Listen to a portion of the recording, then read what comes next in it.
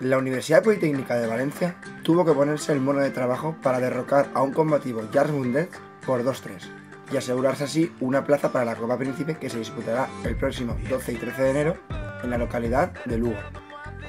El partido fue un duro duelo entre dos equipos de la parte alta de la clasificación.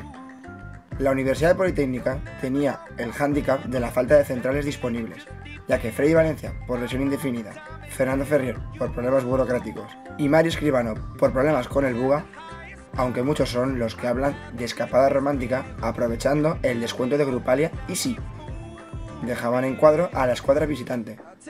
A la Secretaría Técnica del club le tocó acelerar las gestiones para que su juvenil Pau Romero, alias Marley, supiera esta carencia, consiguiendo además cuajar una muy buena actuación.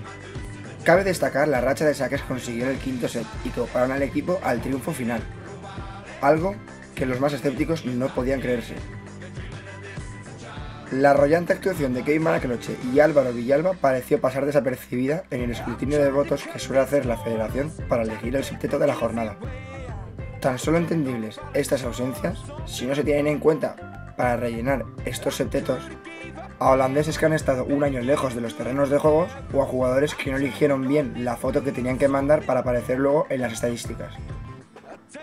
Desde aquí queremos decir que Álvaro Villalba ya ha pasado por un peluquero y está en curso avanzado de Photoshop para que esto no vuelva a suceder. De todos modos, pesos importantes se han manifestado acerca de este tema.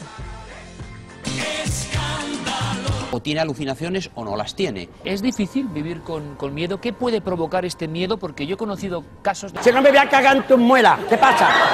Tienen visiones aterradoras. Ven figuras que en un momento dado son desagradables, en un mundo hostil. Vamos a intentar bucear por ese tema que sigue siendo un pequeño tabú. Escuchar cosas que no existen en realidad, pero para ellos sí. Bueno.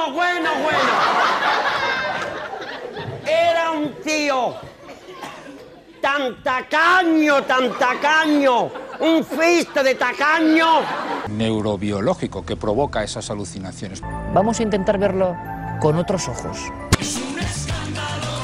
Escándalo o no, el próximo compromiso del equipo será en tierras gallegas en la semifinal de la Copa Príncipe contra el líder de la categoría Almoradí, Amun, UPV.